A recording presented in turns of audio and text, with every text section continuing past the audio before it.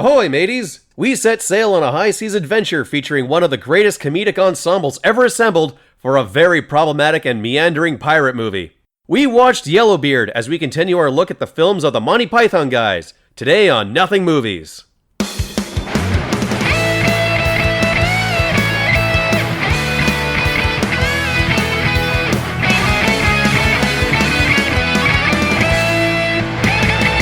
Welcome back, however you wish to self-identify, to Nothing Movies, where we ask the question, the is this? It's the podcast where we go through an actor's filmography, actor or comedy troupe's filmography, and choose the most anonymous and culturally untalked about movies that they've made, and decide whether they're the Messiah or whether they're a very naughty boy. I'm Kaz Lescard. Jeez, I forgot you were using that as the Python-centric good or bad measure. I'm Jameson. Rafter. Never forget. That's the most recent movie that I've watched, Life of Brian. I watched it immediately following my viewing of today's movie because I wanted to watch a good movie that starred Graham Chapman in the lead and was controversial in its day. But anyway, the movie we are discussing today, as we continue our Python month here on Nothing Movies, is we are talking about the 1983 film Yellowbeard, released the same year as the final Monty Python film, The Meaning of Life. Ah, okay. A little bit of context there for you. Yes, we are here to talk about the film, and we have a very special guest. Jameson, why don't you go ahead and introduce them? Special, Wow, okay. Okay, this is how it's going to go. This is an excellent start. No, I'm ready. I'm ready for it. Get your digs in. No, we have a very special guest. We have the middle child of the Rafter clan. She's a teacher. She's an improviser. She's a sketch comedian and director. My sis, Maddy Rafter. Hi, yeah, that's me. Sketch comedian. Yeah, is that the right term? I mean, you can just say sketch comedian. Okay. But, no, I mean, thank you for the nice intro. Mm-hmm. That's what I meant to say. I got it right? Yeah, what do you do? Yeah, no, that's right. No, you're right. Teacher, I do improv and I do sketch comedy. We know each other. We met. Yeah. Known each other her whole life. Long-time sister.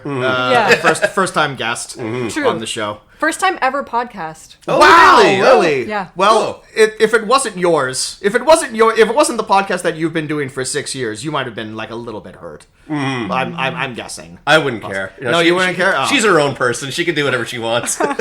Thank you. Well, Maddy, thank you so much for being here, being on the show. From what your brother has informed me, are an excellent comedian. You work in the realm of comedy. Yeah. And because of that, I guess I'm just wondering, what's your Python take? Do you have one? Was that a formative comedic group growing up for you? Did it inform your current day comedy in any way? Yeah, I think it probably did. I mean, we watched Python when we were little, I was little. I remember you showed me, and now for something completely different. Yeah.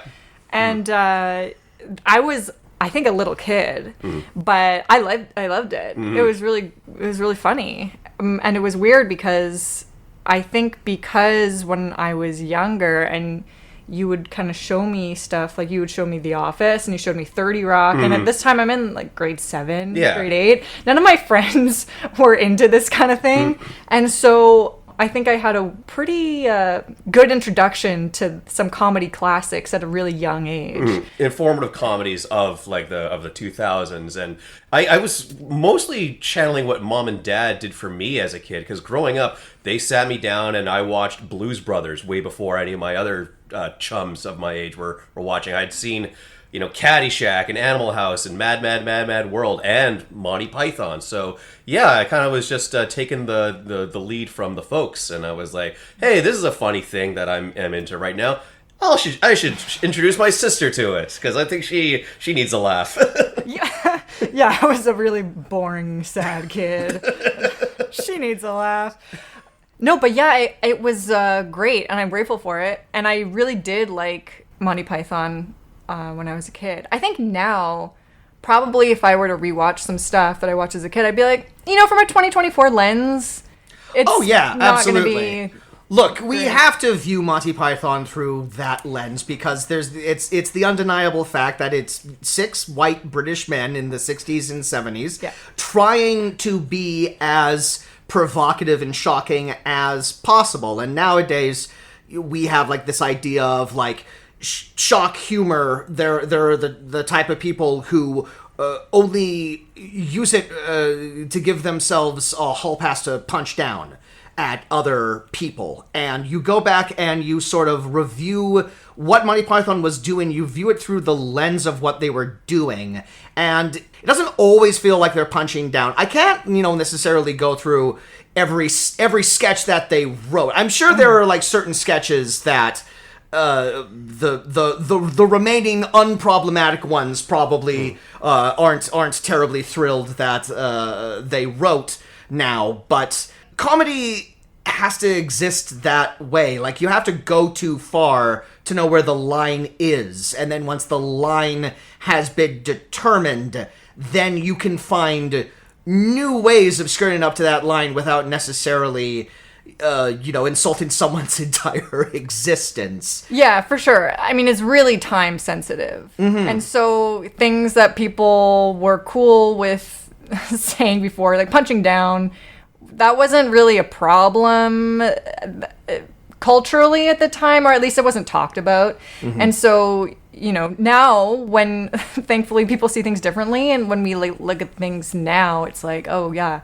that was messed up. There's no women in any of these sketches, or they're always played by them, and they're never portrayed in a good way. The most flattering light. Yeah, they're either just like super annoying, or kind of these old biddies that are very unlikable, they're like super sexualized, and that's pretty much it. They did occasionally invite actual women to be in the sketches, very often Carol Cleveland, but I would say more than 50% of the time, the punchline is her ending up in her brassiere in some way whatsoever. Yeah. I think when they needed a little bit of like actual on-screen titillation, they're like, well, we should probably get like an actual woman for this. Yeah. But like in a weird way, again, I can't put every single sketch in that they've done under a microscope right now, but in weird ways for the time, I do think some of the Monty Python humor was a little progressive for its time, mainly coming from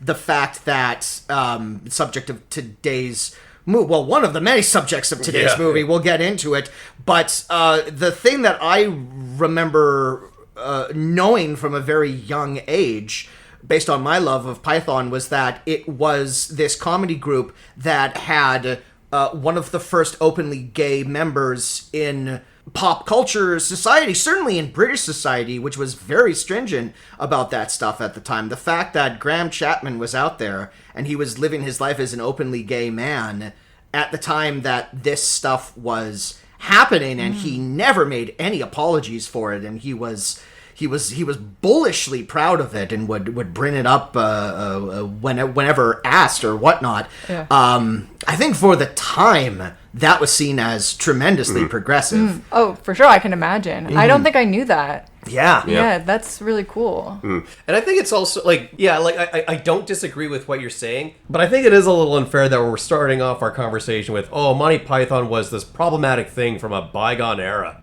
To me, Monty Python's legacy is like the absurdity and the lunacy that they would do in their sketches, where things like they'd have a furniture race, or a restaurant full of Vikings, or like people would just talk about like albatross for sale, like just like the wanton silliness that was there. But there was always a tinge of, like you say, like there were the moments where they were unfortunately punching down. There were plenty examples of them punching up at British society at the time. Like very rarely were comedy troops brave enough to take on the church and the military and like the proud the government, the monarchy. Yeah, so like they really did straddle that line of like in the 2024 lens that's rightfully uncool, and then at the same time it's like that still resonates to this day. You guys remember in the Holy Grail when the king goes up to those people just working in the field? Oh, the socialist peasants? Yeah.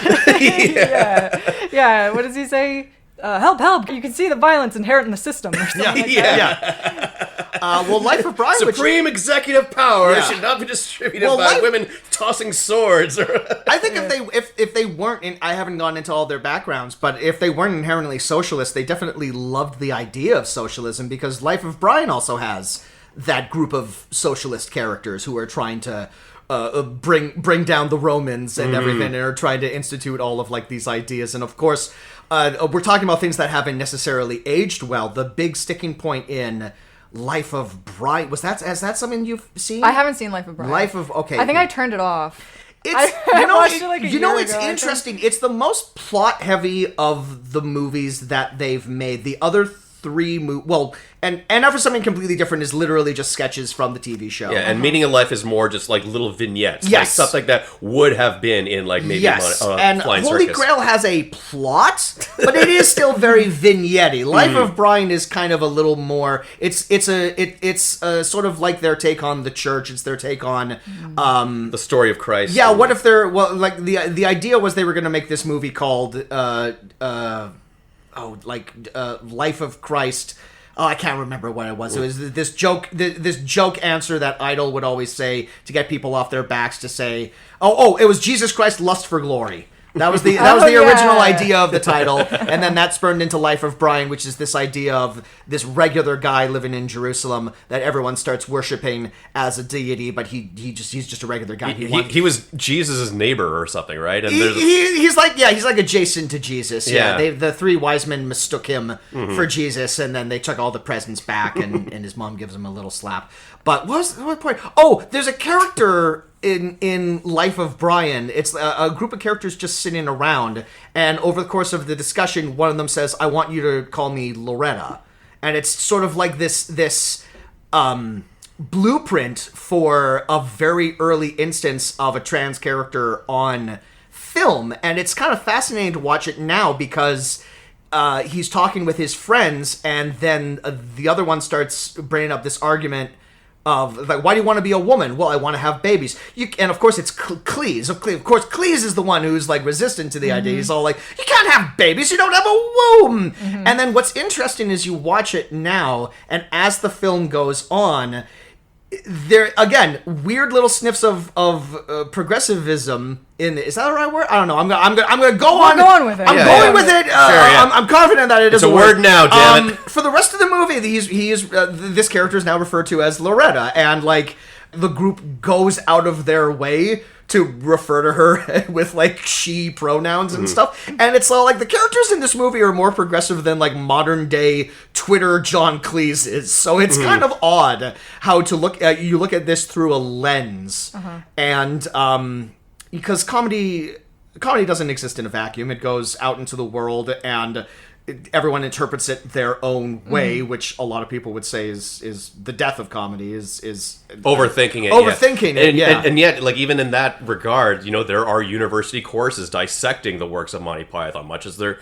is the same way of university courses dissecting the philosophies of The Simpsons and Seinfeld. And like I'm one of those guys that thinks like you can't really teach comedy. You can sort of teach the fundamentals of it, but it's more of like an inherent talent in the people that can do it very well. You can study the entire book on like the philosophy of Monty Python and still not know how to write a Monty Python skit. But it's interesting to kind of break down and study, I'd say.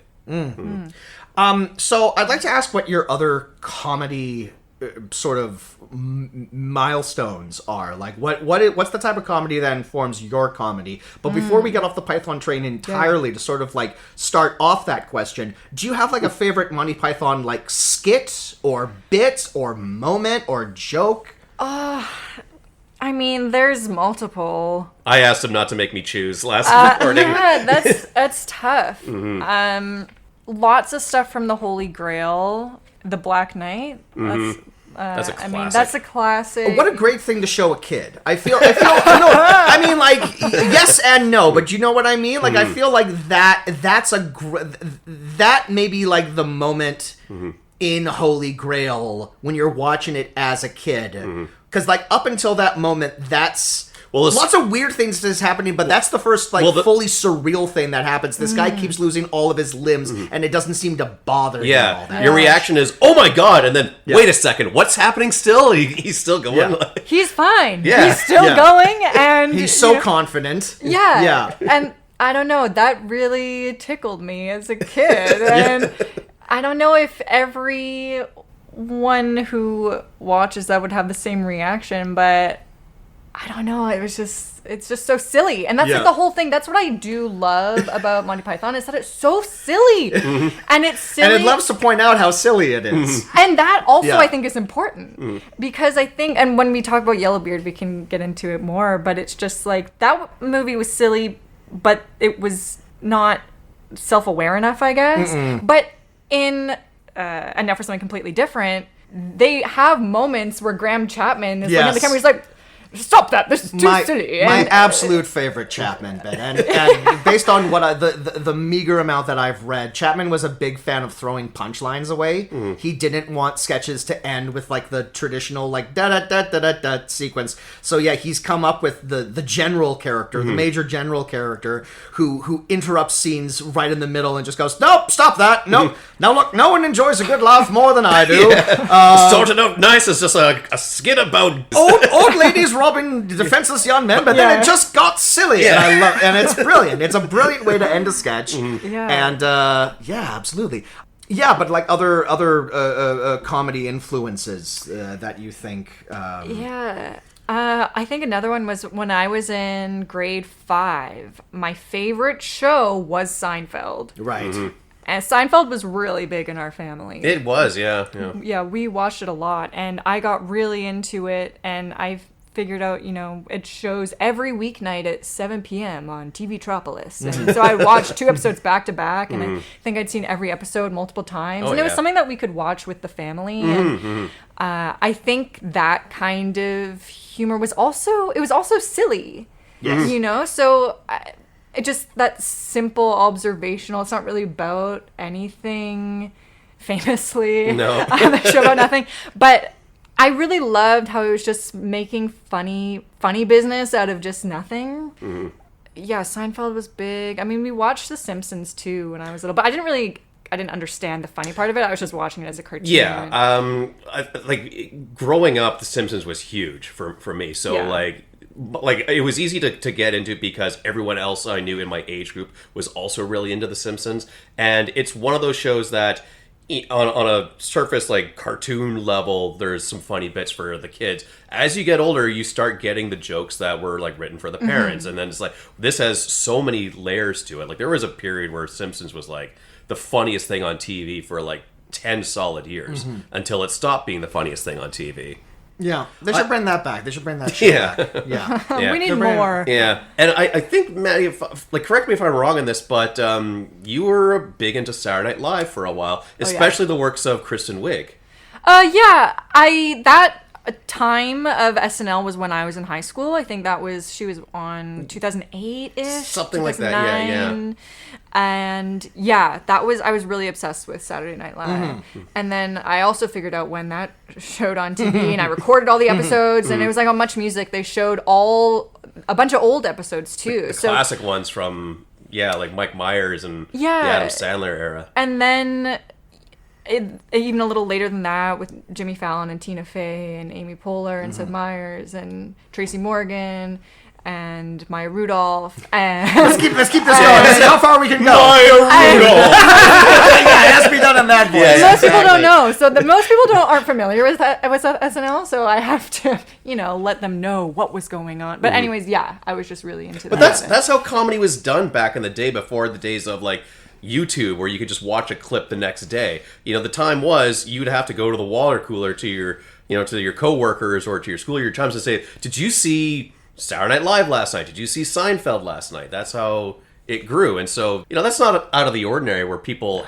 weren't there on the ground floor with that. I remember seeing the Cowboy sketch for the very first time live when it was aired, and having to tell my friends about it, like, well, someday there's going to be a rerun of this Look, episode. You mark my words. And then they're just all like, I don't get the joke. He just keeps playing the cowbell. Yeah, and then Christopher Walken comes in and says he needs more of it. It's all like, you're really not selling this all that well. Yeah. It just Trust me on this. Doesn't sound like there's a punchline to this at all. There's not, but just sounds like they're just doing a thing. I mean, Saturday Night Live is still out here. It's still doing that. It's still trying to give us and present comedy in that way of like, you need to be there on the... Of course, it's all different now because people will isolate clips and they'll put it on YouTube and TikTok and all of this, and it'll just be like the isolated bits of Saturday Night Live. So, in a way, it reaches a lot more people now than it did before. Like, I haven't sat down and watched like an entire episode of Saturday Night Live in who knows how long because I don't have cable TV. Yeah. But if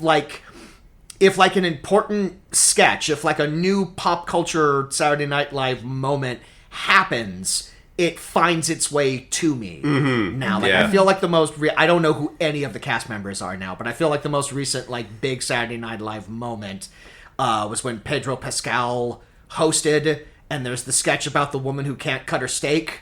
Did anyone see this? No. Where she's cutting the steak. She wants the steak well done, and then they bring it out, and then she the entire sketch is her just like trying to cut through this piece of meat, and she knocks everything off the table, and and they just have like a conversation, and Pedro is cracking the entire time. He can't keep it together. I don't know. I don't know. I don't know if the steak is like a big moment or if this is just like the new thing that's found its way to me. I think it's hard for things to have a meaningful big moment now because so much stuff goes viral on TikTok and stuff, and a viral video for me will probably not be a viral video for you guys because it's not in your algorithm. So I don't know if that's gonna be the end of the big iconic SNL sketch.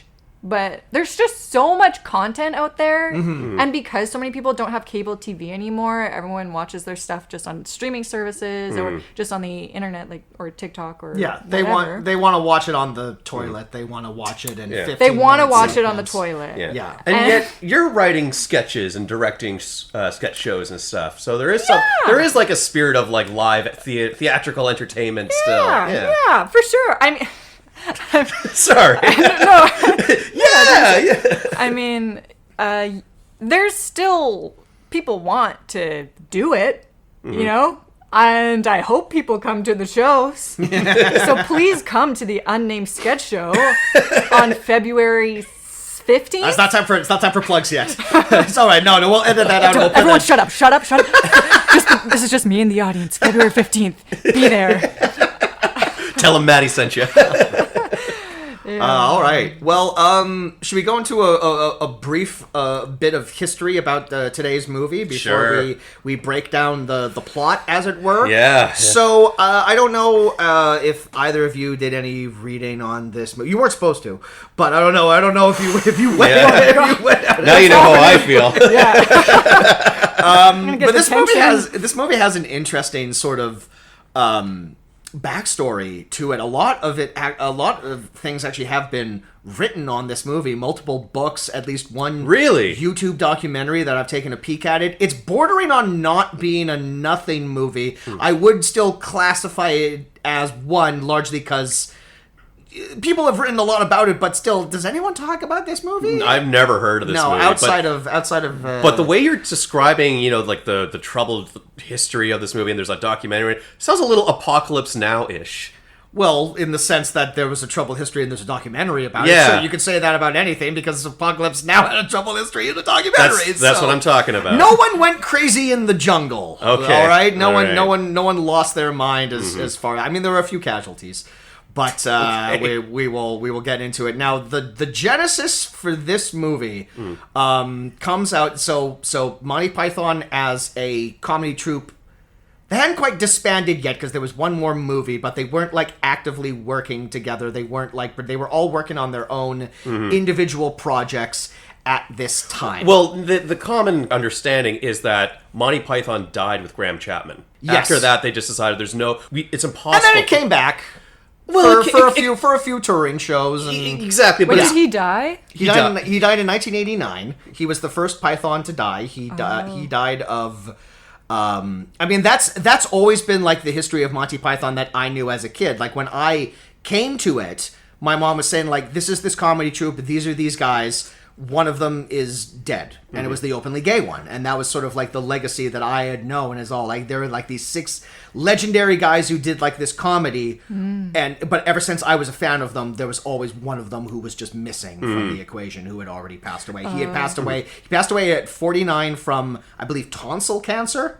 But he was also a legendarily rabble-rouser and drunk. He famously was drunk through the entire filming of Monty Python and the Holy Grail. You wouldn't know it. No, there are scenes where you watch that he's absolutely plastered and he's doing his lines. But right before Life of Brian, where he also plays the lead role, he decided he needed to get sober, and he got sober for that movie, and he remained sober for the rest of his life. But yeah, Graham Chapman was like the crazy hard partier of the group. He lived the hardest, and from what I've understood, his humor in the troupe was also the most out there.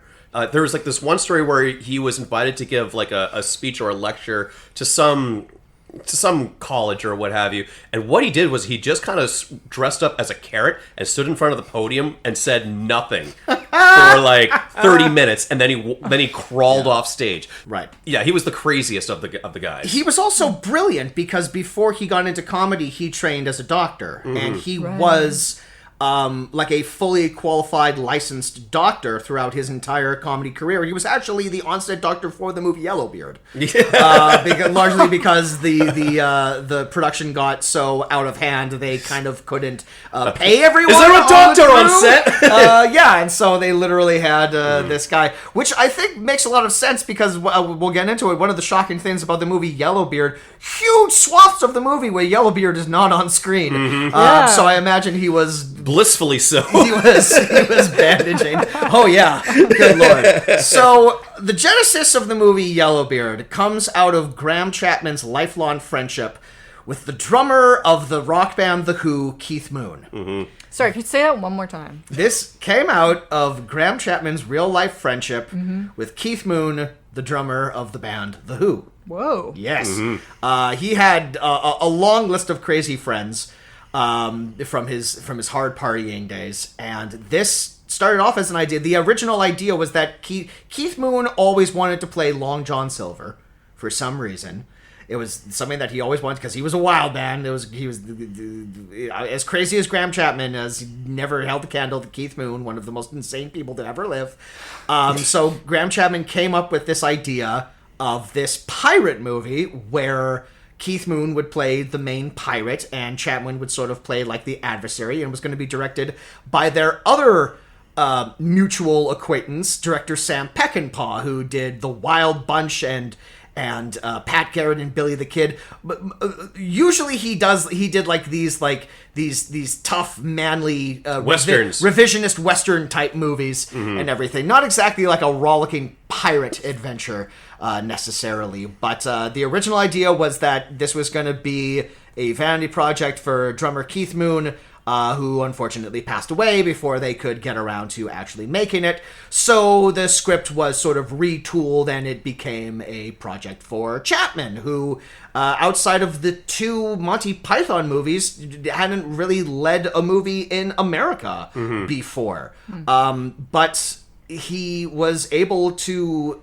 assemble a who's who of comedy superstars. One of the most impressive casts of comedic actors I've truly ever seen in a movie before. You've got the Monty Python pedigree with 3 Monty Python cast members in it. You've got Cheech and Chong. I imagine like it's kind of in the waning days of their popularity, but still, like I don't think they ever really. I feel like Up in Smoke was only a couple of years before. Was it? Okay. That. And they got some mainstays from Mel Brooks comedies in this, so it's like, all these comedy superstars involved into this one movie. I can see why this movie got greenlit, despite it being a pirate movie when pirate movies were bombing left, right, and center. Yeah, you couldn't get a pirate movie in the theaters, and this way, like Johnny Depp was still like a long way away. Like I think a lot of people forget before the first Pirates of the Caribbean, a pirate movie was absolute box office poison. Why? It just people just weren't into it. And they're also notoriously expensive to film. Oh, yeah, absolutely. Because like back before you had green screen,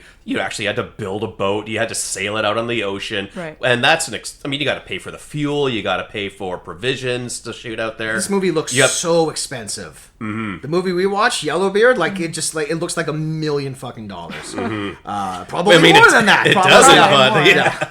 But, well, with timing and everything. Yeah. But from what I did glance at the IMDb page, and they did mention, like, from interviews from Eric Idle and John Cleese, and they said that they only did this movie as a favor to Graham Chapman because they both hated the script, and yet they insisted that it was a fun shoot. Yeah, John Cleese said this was one of the 6 worst movies of all time ever made. I'd love to see that short list. But he also said it was one of the most fun he ever had on a movie set. And that dude was in a lot of movies. Yeah, so right. Probably because there's so many funny people involved on the movie. Absolutely. Yeah. A shame that didn't transfer over to the screen. No. It is shocking how not funny this movie is, given the pedigree of everyone who is in it.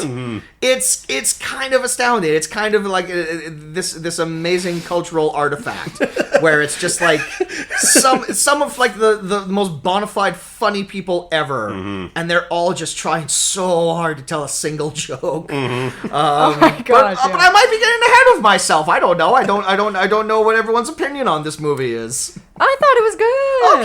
Okay, all right. Oh my gosh. Yeah, the movie was... Well, we can say, do we want to break and then... Do we want to get into it? Sure. Yeah. All right.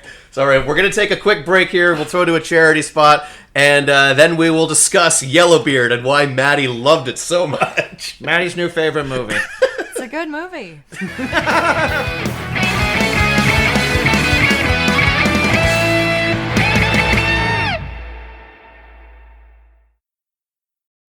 More than 5 million people worldwide are affected daily by the autoimmune disease known as lupus. Lupus affects the body's immune system by mistakenly attacking healthy tissue in many parts of the body.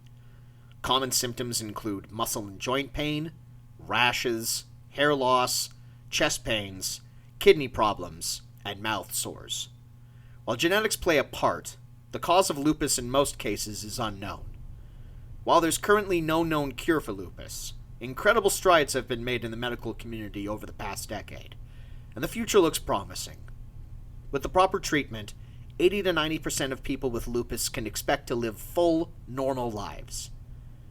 If you would like to support someone with lupus, or would like to add to the ongoing research, advocacy, and education surrounding it, please consider donating to Lupus Canada by clicking the link in our show notes or by visiting lupuscanada.org.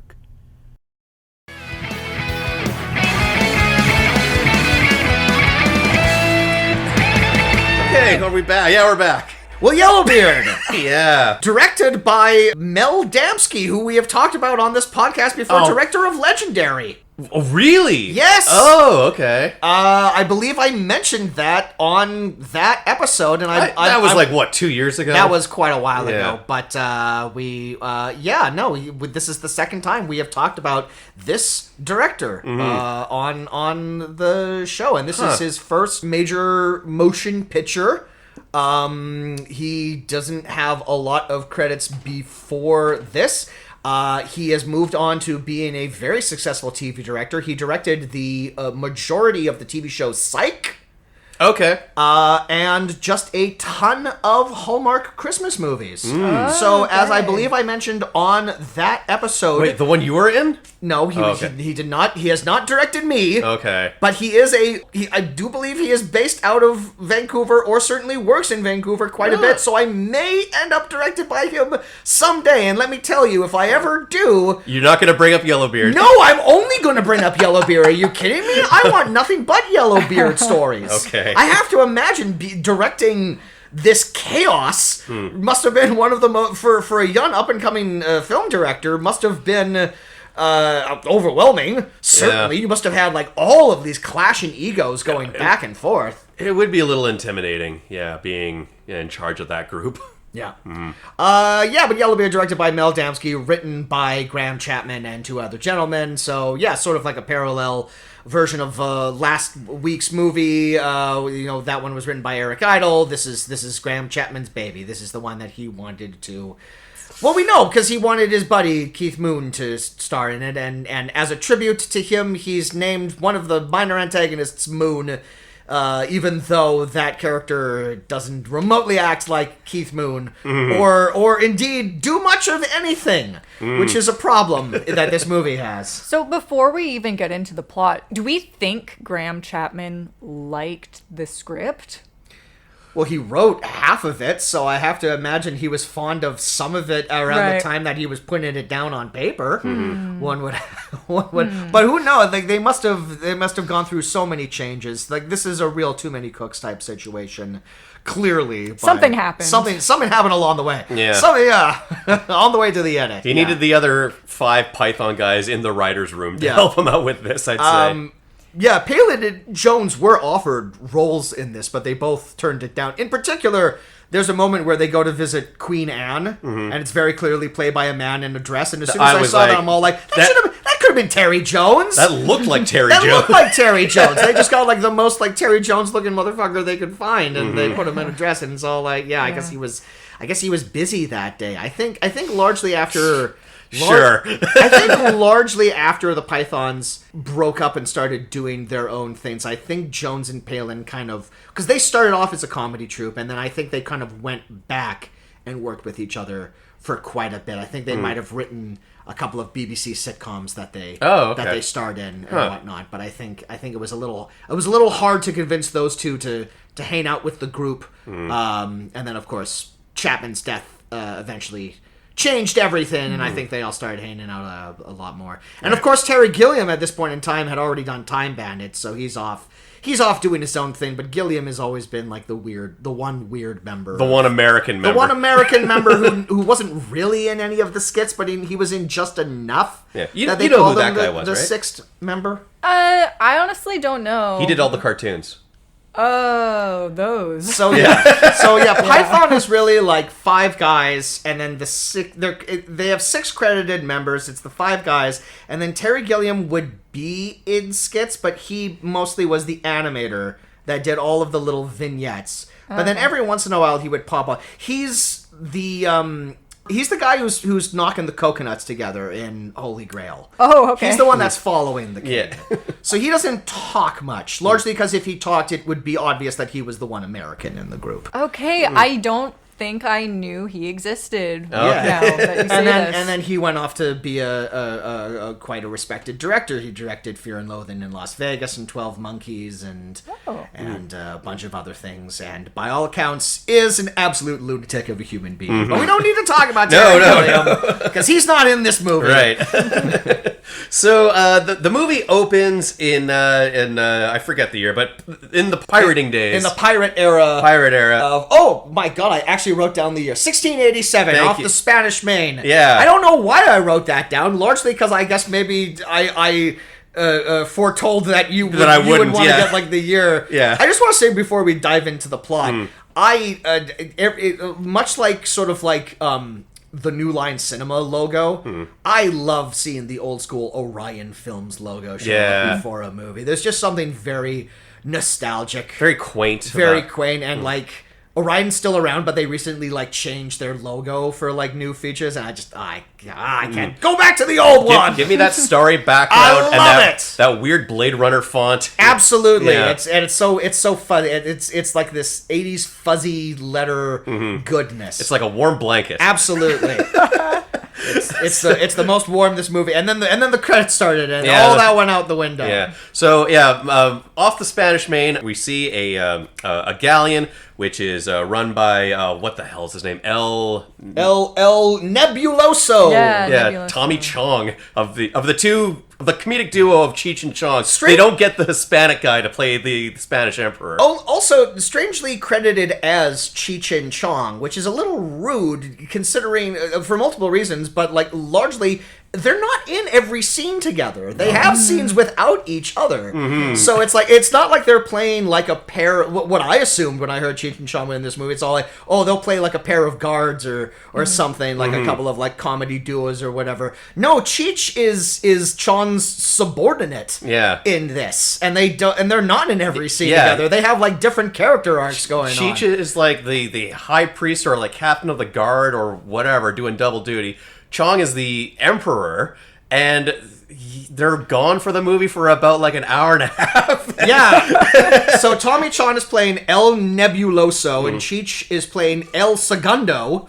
And if you were buying this movie on DVD, there are probably at least half of the people who picked this up on DVD that picked it up under the assumption that it's a Cheech and Chong movie. Because certain DVD covers have their heads above everyone else, and I can only imagine someone renting or buying this movie, sitting down to watch it, getting front-loaded with Cheech and Chong, who are in like the first 2 minutes of the movie, and then waiting over an hour for them to come back again, and then they both die. So there you go, the lost Cheech and Chong movie. And also, by the end of the movie, that's the least of their problems. Truly. So Tommy Chong is counting his newly acquired treasure. He says about 3 or 4 times that he is now the richest person in the world. Now I am the richest person in the world. I am the richest person in the world. Now I am the richest person in the world. I am the richest person in the world.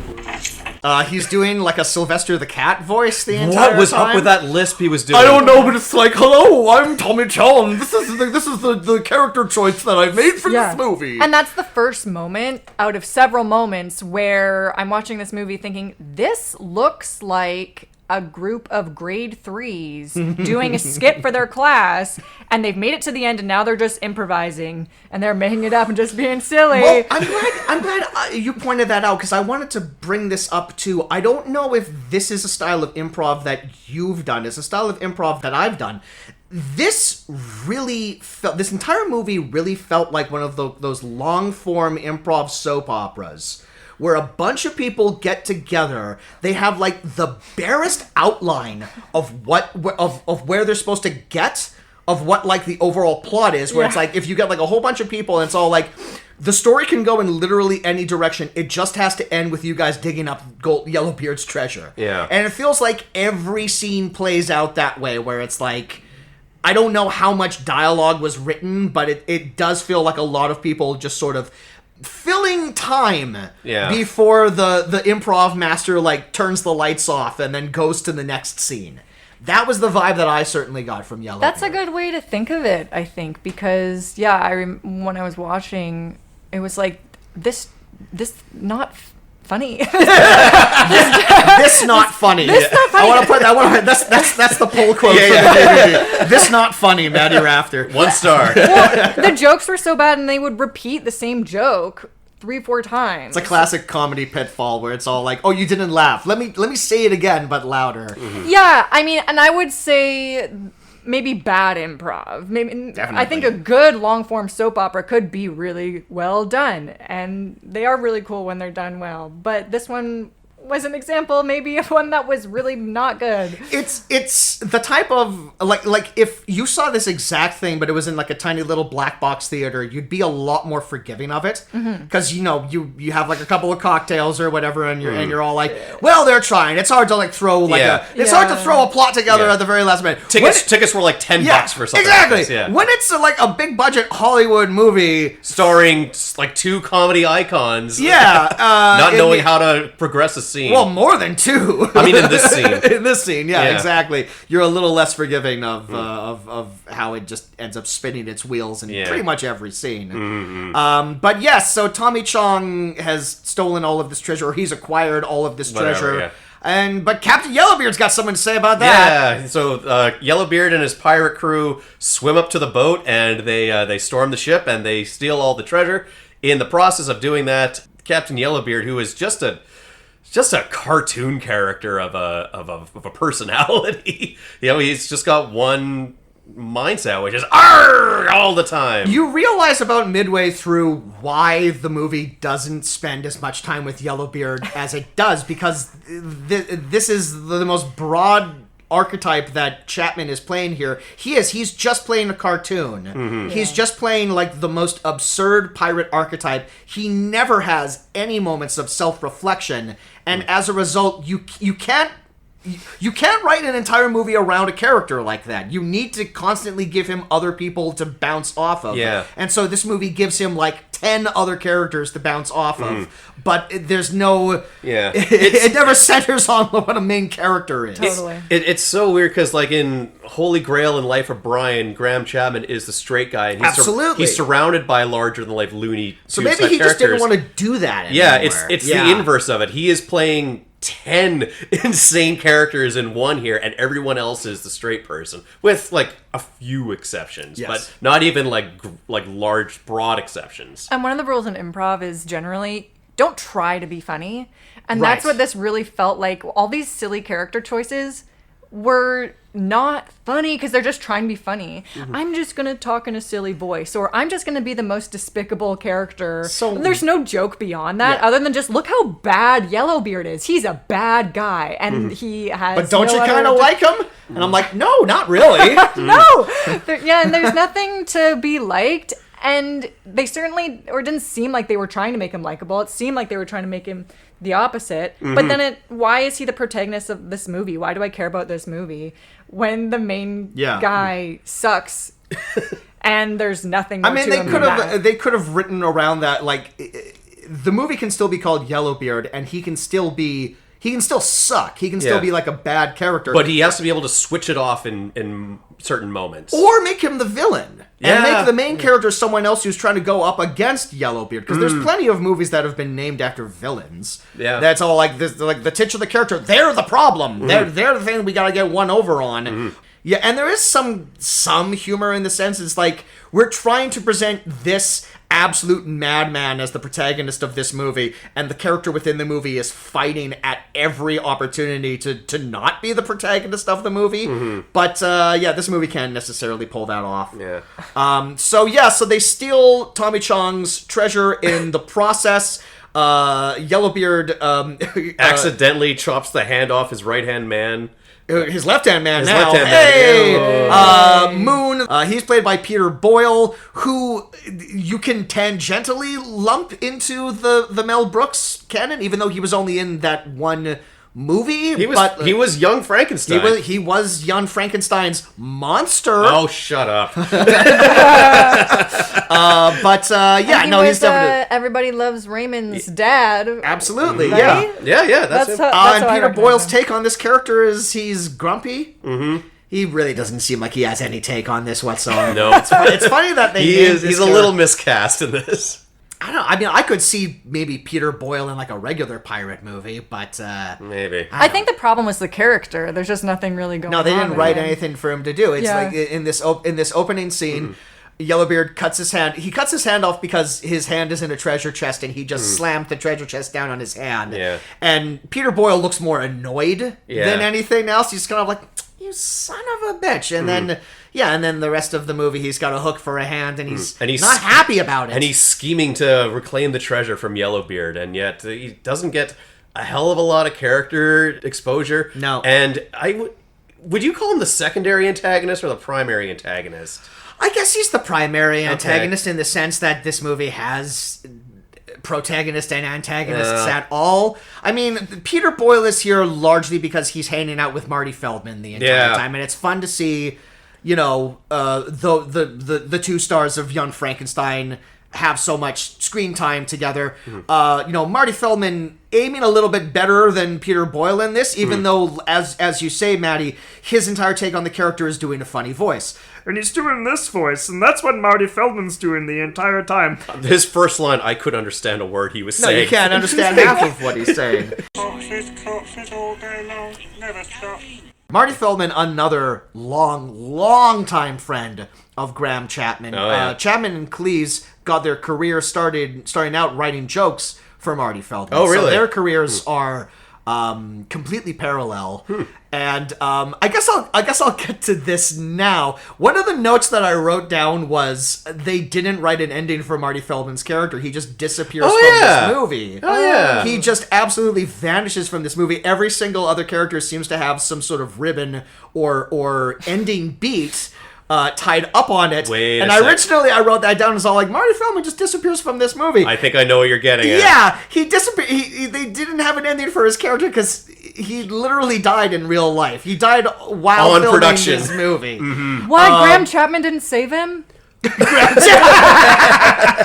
Can you just? I love the image of That him. was too. He was all like, "Damn, we have to finish this movie." He's just beating on his chest. Poor Lost guy. another one. Yeah. I also just love the image of him in full Yellowbeard costume, just Trying to resuscitate a guy. yeah, just being a serious doctor. You know, He still I has needed- like the matches in his hair or whatever that was, which was like a thing that actual pirates did back in the day. They put, I guess, like They burned their dreads in burning reeds or yeah. whatever, and I guess it made them more scary or some such. But So they paid attention to reality for that small detail. Yeah. And the rest of the movie is just complete nonsense. that's the one. They had to get one thing right. Yeah. They had to get one thing historically accurate. Right. I don't know if I don't know if Marty Feldman died on the set of this movie. He Yeah. probably went back to his hotel and died in his sleep, if I'm guessing. We'll But never know. We'll truly never know. It's not like anyone wrote books on this movie. So, Yellowbeard is apprehended for tax evasion, much like Al Capone. He was arrested for tax evasion and sentenced to 20 years in prison, which is where we catch up with him on the last day of his sentence, where he is just lamenting the fact that too many people die in prison and... Whimpering ponces, they get a leg broken and they faint. A few fingernails pulled out, they start crying. When they stretched me on a rack for a couple of years, I didn't go around dying all over the place. Pathetic, taking the easy way out like that. How do you mean exactly? Dying. You don't live it in 15 years. You won't catch me dying. They'll have to kill me before I die. Which is like the only genuine laugh I got. There are a few. I've circled like a few lines in here. I'm all like, nah. Yeah. That was the most that I got. I got some titters out of it. Yeah, couple, like, yeah. what was the other one that he said? It was like, I'll kill them all! No, quick, hide in here. All right, well, I'll kill anyone that gets in the way of me killing anyone. Yeah. yeah. Well, he also, I mean, like, this is jumping ahead a bit, but he also says, like, us Yellowbeards are never more dangerous than when we're dead, which turns out to be foreshadowing for the very end of the movie. Yeah, you weirdly. feel like maybe it's like a throwaway joke. Yeah, But he's in jail here. He's in jail with Marty Feldman. and the jail is for the extremely naughty. Yes. That's what I did like. Saint Victim's house for the Saint very... victims. A very Graham Chapman joke, if there ever was one. But yeah, he's in jail here. Marty Feldman's also there, but we clue into the fact that Marty Feldman's in there sort of as a plant. He's trying to figure out where Yellowbeard has buried his treasure, because he's working with Peter Boyle, so he keeps trying to get him to slip up, but Yellowbeard won't say anything. It's too crafty for him. But it's visiting day, and he gets a visit from a real bright spot in this dark movie. The absolutely lovely Madeline Kahn, who is she's usually the best part of any film that she's in, and she tries really hard in this movie. They're really not giving her much to work with. Of course, She does have one running gag. Of course, she is a female character in this movie. Which, oh boy, are we at the point where we have to start talking about this? I thought it was good. I thought It was good. No, but she's delightful. She plays Yellowbeard's wife, and she is here to let him know that he has a secret illegitimate son out in the world. Yeah. Yeah, he asks, like, how can that be possible? And she says, well, remember that, the last night we were together when we were cuddling, and what does Yellowbeard say? I feel like we should open this episode possibly with a trigger warning. Oh, yeah. Because we are going to be talking about, okay, we're here. All right. We're knocking on the door, so let's just... What, you again? Again? I haven't seen you for 15 years. What is it this time? Well, what with you being let out next week? I thought it was my duty as a wife to bring you up to date on a few things. Now, do you remember just before you were arrested we were having a cuddle? I was raping you, if that's what you mean. All right. This movie is under the impression that sexual assault is hilarious. The act itself, and also simply just saying the word rape. Yeah. It thinks simply by like saying the word rape as a punchline. That's the joke. That's the entire joke. Yeah. It does like 3 rape jokes in the first 11 minutes. I counted. And then probably 400 later on throughout the entirety of the movie. I counted. There are 14 rape jokes, whether as a setup, a punchline, or just, the inference of it. And her character is under the impression that this happens all the time to me, whatever. She looks the other way on it. She brushes it off as nothing because it happens so often. It's despicable. It's weird. Like, it's exactly like one of the reasons why I was thinking this is like a bunch of little boys are just getting together and making stuff up as they go, and it's like, oh, we're saying a bad word.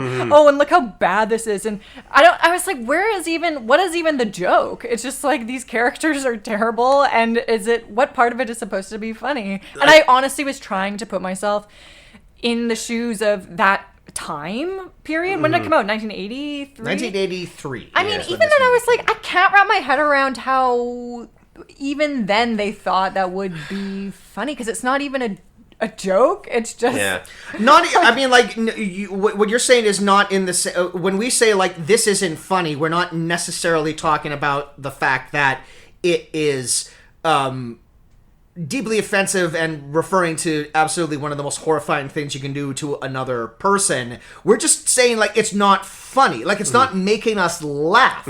Yeah. Like what you like. And these just aren't jokes. It's not even a joke. Yeah, and that on top of something so heinous is, a double negative. Well, yeah. I'm certainly not here to like make excuses for the writers of this movie, but I feel like what makes sense in my head is that the Monty Python guys started off sort of like poking the hornet's nest and to see how far they could get with scandalizing people, with being controversial and making jokes about things that you're not supposed to joke about. And I think just as time went on, they just kind of maybe ran out of ideas or lost the plot of how to actually provoke and how to actually be controversial or whatnot. Because this is just them saying the word rape over and over again, and it wasn't just Graham Chapman that had this method of thinking as well. I wanted to bring this up. One of the other movies that we discussed maybe covering for this section of the podcast is 1989's Eric the Viking, which is a Terry Jones production. This was a movie that Terry Jones wrote and directed. I mean, as you can infer from the title, it's about Vikings. What's something that Vikings like to do? This is probably influenced by the fact that going down the character list of this movie, there are 2 actors in this movie played by beloved British character actors Jim Broadbent and Jim Carter, whose character names are respectively Ernest a Viking, parentheses, a rapist, and Jennifer the Viking, parentheses, another rapist. So those are their character names. Jennifer the Viking is funny, though. I will say Jennifer They could have stopped there. They had the joke. The joke was already there, and then they ruined it. They went too much. A little too much. They went a drop too far. Like, if I were to give them like any kind of benefit of the doubt, I'd have to assume the joke there is, at the first time it's mentioned, she has just such a casual, flippant attitude, and leaning into the fact that of the pirating era, this was so commonplace. Yes. But zeroing in on it, like, the way that they do. Yeah, like, I don't even think we have to give them the benefit of the doubt. We can just be like, that was bad. That was really bad. It was not funny. If they had done it once, it would stand up a lot better. Largely just because that could be the shocking joke of the movie, and jeez, like, whoa. Yeah, absolutely, but it would also be all like, that's how women were treated back then, unfortunately. But the fact they keep going back to that, and then we as an audience could process it and fucking move on with the rest of the thing. It would be an acknowledgement that pirates were bad, and did bad things. But this movie really revels in it. Yeah. So all right, moving on. now for something completely different. That's how we should be doing this entire time. Oh, really? We cut to a Royal Naval officer visiting Queen Anne. The Royal Naval officer is played by Eric Idle, and he is detailing to the Queen that Yellowbeard is being released from prison on the next day. He wants her to extend his sentence so that he will break out, and then He'll be so mad that he'll have to break out. and then they can follow him to the whereabouts of his buried treasure. I'm so confused. You know that Yep. the plot of this movie totally escapes me. Well, because it's all nonsense. And it doesn't matter, I don't think, either. Because it's an improvised scene, and they're all like, well, he has to get out of jail somehow, and it's all like, okay, it's totally the justification that someone who's making it up as they go along would come up with. Because there's also Right. no weight to Yellowbeard escaping from jail either. He just hops into a coffin and he's gone. And then the very next moment, Marty Feldman escapes from jail because Peter Boyle just lowers a rope down for him. And it's all like, all right, well, we gotta move this story along, we gotta keep going. It doesn't matter. Yeah, all right. Yeah, Yellowbeard escapes from prison. There we go. Exactly. Yeah. I will say that one of the few things that I thought was funny about, I think it's the first time we see Eric Idle's character, and he steps out of the carriage and he steps in some poo. Yeah. And he calls over someone to clean his shoes, and they just like scoot over and they polish the top of his shoe, and he's satisfied with that. A very weird moment. A very weird gag where I watched that, I'm all like, was that supposed to be funny, or was that just like bad filmmaking? No, I was into it. I think it was supposed to be funny. Yeah. And I was like, okay. The horn that they used to summon him into Yes. the Queen's Chamber, which is just like this off-tuned, weak-sounding horn, is an exact same joke they use in Monty Python or in Holy Grail. Yeah, I was like, they just used that exact. I mean, it's still recycling jokes. That moment too. That was another kind of funny moment that happened too, where Eric Idle's sitting in a room with a bunch of other courtiers or whatever, and the guy with the horn, he announces Eric Idle, and then he announces his title, and then he says, "Head of Her Majesty's Secret Service, don't say that part out loud." And then it's all like, all right, yeah, good, all right, not too bad, yeah. So Idle's on Yellowbeard's case. He goes to the jail. He says, "We're extending your sentence forever because we didn't assume that you would live for 20 years. So now there's an extra 45 years." Yeah, there is a nice little bit there where it says, like, 20 years ago when the judge sent you this, nobody lived in jail for 20 years, so we're all surprised that you lived. So you know what? You're getting 140 years now. And I'm like, okay, that's all right. There's kind of a funny bit too where the jailer, when he wants to get Yellowbeard's attention, he just beats him with a stick. And and it has absolutely no effect on him whatsoever. He like whacks him like 4 hard times before Yellowbeard turns around. It's like, "What do you want?" And then at the end of that thing is all like, "Ha, stuck here forever." Yellowbeard. He grabs the stick and he just bites it. Yeah. If the movie's focused more on that type of like chaotic energy, like Graham Chapman is literally the Tasmanian devil in this movie. Like he has cartoon logic, nothing makes any sense. If he had just he's a berserker all the way through, run out of the jail and left behind like a cartoon silhouette hole, that almost would make more sense and it would be more fitting for the movie. But he escapes from jail and he goes to Madeline Kahn's tavern, hotel, pub, I was unclear if she house. owned this tavern or if she just lived above the tavern. But he goes to where she lives, looking for the map because he's left the map with Madeline Kahn. Yep. And then we find out that she destroyed the map, and the only other copy that exists is tattooed on the head of their son, their adult son now, Dan. Yeah.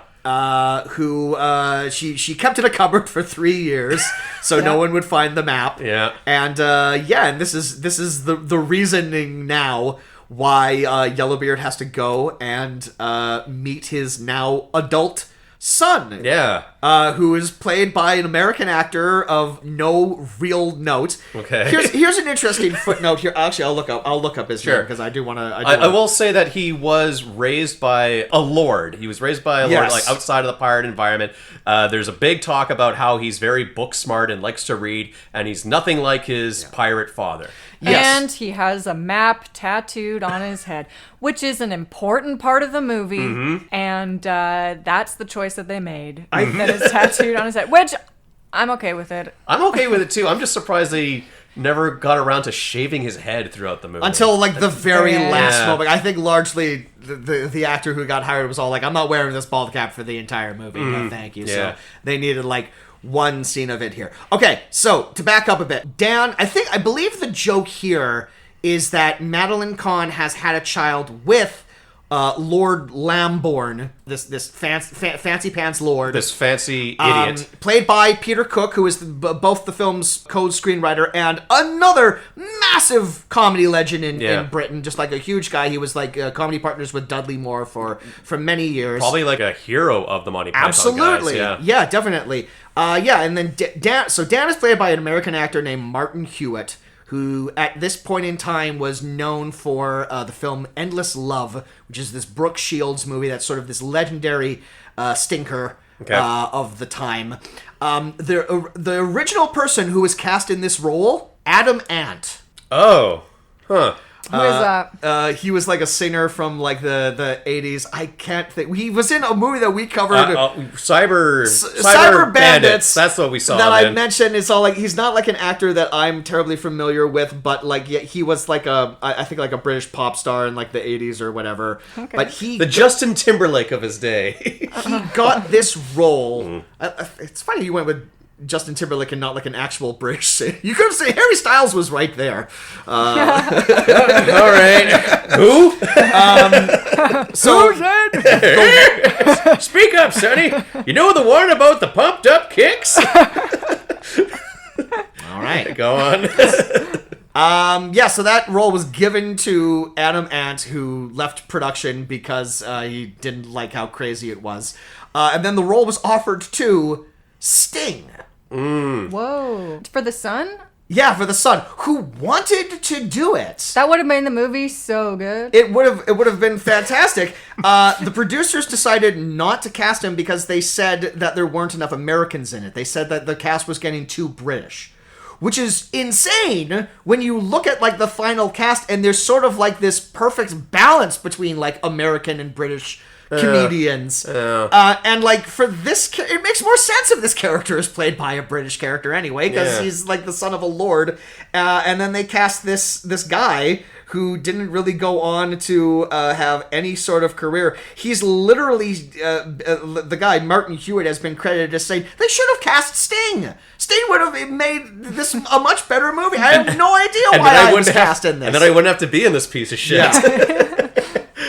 So he goes to Dan. He tries to chop his head off, but Dan convinces him to not kill him. Not before he rapes the Lord's wife. Yes, when he breaks into the garden. Yeah, right. There was no point to that, you know? And it's just they deviated from the plot just to include that. There are 2 literal sexual assaults committed on screen in this film. I mean, they're behind bushes or what have you, but it's like there's no question about what's going on. No, and they linger on it. Yeah, and, a lot. Yeah. And of course, the stuffy older British guys are like, oh, what do you suppose that chap's doing over there? Yeah. And I feel like they try to, like, wave it off by having, like, the briefest shots of, like, the women being all like, ooh, my, like, they, like, oh, she enjoyed it, didn't she? I feel gross. I feel gross doing this podcast, just talking about Well, I mean, this. God, how many times does rape, unfortunately, rear its ugly head in the movies we cover? Too often. We need to turn the microscope around on us, well, I think, Jameson. But also, I think... I'm not like it's. What am I trying to say? You know what's really bad? No. So let me get off this point. Yeah, can we say?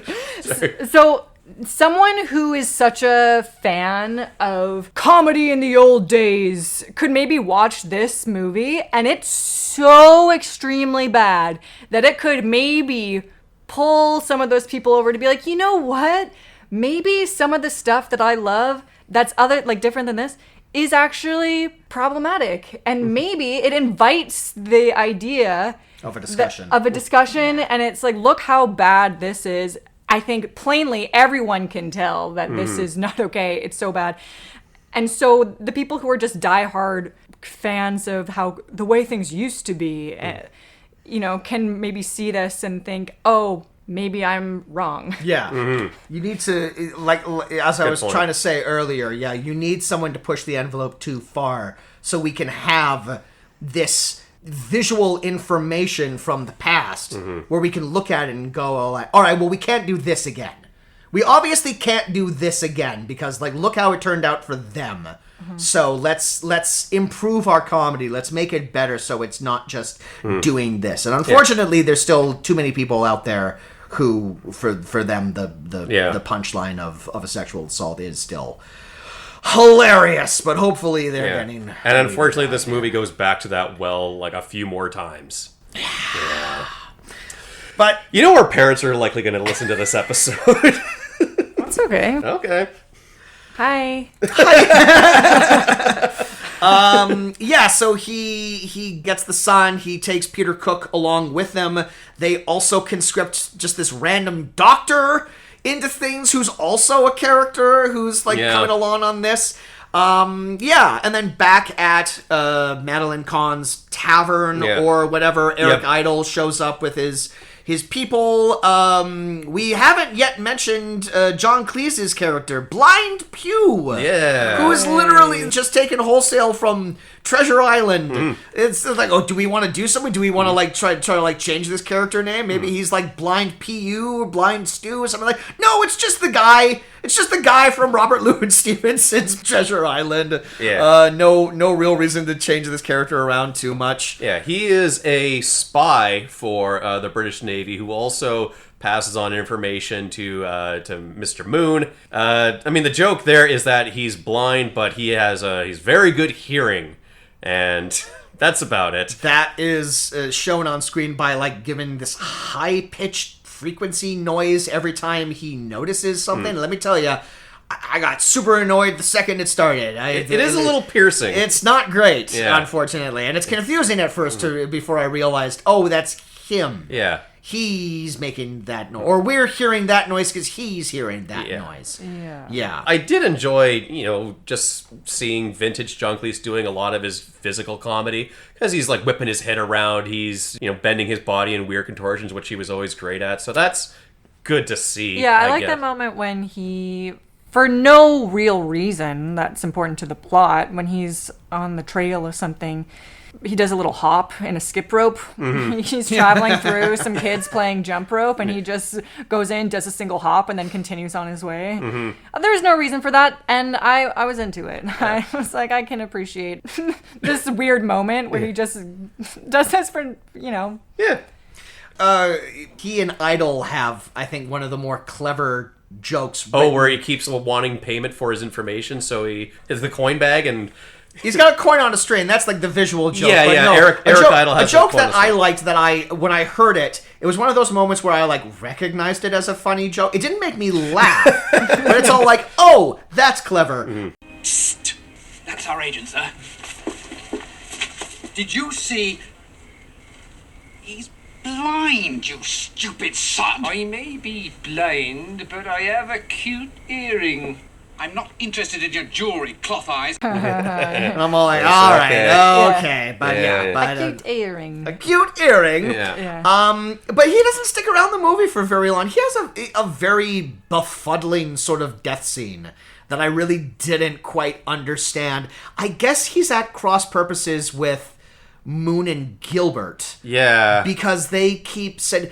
There's the scene in the bar earlier where he murders the entire bar, even though he's blind, and I didn't quite understand that. Well, he's exposed as a spy to the tavern folk. Oh, that's right. And then he's like, wait, spare me, and I'll tell you about the location of Yellowbeard's treasure, but hey, we don't want anyone listening in on this, so hey, cut the lights, draw the curtains and everything, and then he snuffs out the last candle, pulls out a sword, and kills everyone in the dark, because that's just... Okay, that makes more sense now that you've explained it to me. Okay. Well done, movie. It's still dumb. But then he gets lured into a shed by Moon and Gilbert. By Moon and Gilbert, and then they blow up the shed, and and they bar the door with a personalized headstone that says Blind Pew. It has all of his information on it. Born 1663. When did they have time to make that? Died this morning. Did they just have that? That's some real Wile E. Coyote shit there that I didn't get. That didn't make any sense, but it's all it could have been funnier. So our crew of Yellowbeard, Dan, the Lord, whatever the hell his name was, and the Doctor, they need to find themselves a ship. And they're about to board this one ship when Yellowbeard goes off to do what he does. And now he does go to a whorehouse, which is where I'm not saying he should do the things that he's doing, but if he's going to do them anywhere, that is the kind of the place to do it.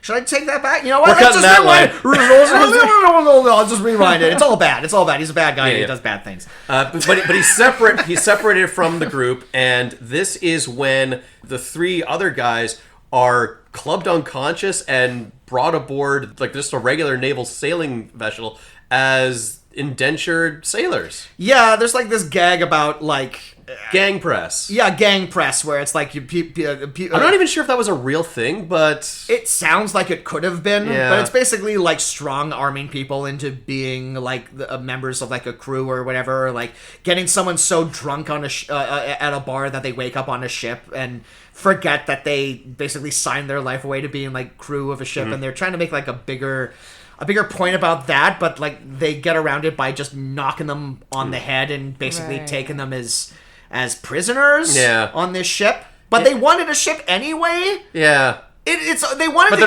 they're not in control of the ship. They're not in control of the situation. But they wanted to get a ship because they want to go find Yellowbeard's treasure. Yeah. But they're separated from Yellowbeard. It doesn't matter because Yellowbeard sneaks onto the ship. He stows away anyways on that ship. I think the problem is that you guys are looking for logic. That's always our problem.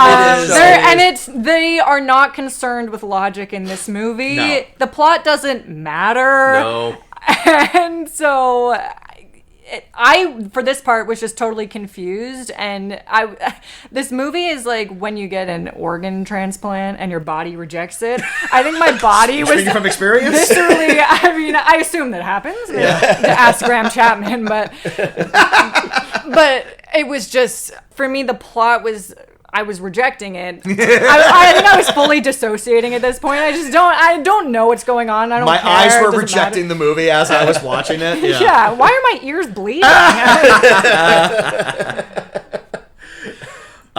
So now they're all finally on this ship, captained by Captain James Mason, who's in this movie briefly. Yeah, we covered him before on Levin Harrow House. Yep, and he's here. I feel like he's here largely so they can do like a reference to like Mutiny on the Bounty, because Peter Boyle is also on this ship. He's worked his way up to being like the second hand man of James Mason here or whatever, and they lead to a big mutiny eventually at some point. So one thing I do like about this is that they're incredibly ruthless to the point where like, does anyone not wish to serve here? Person raises his hand, he gets gunned down. Yeah. Someone yawns like while they're working and they get tossed overboard.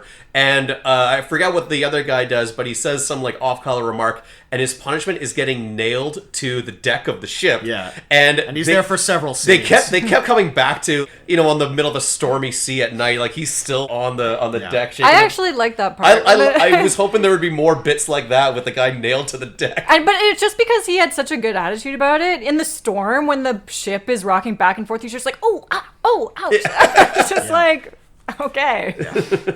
Also on this ship, there is a character named Mr. Prostitute. Yeah.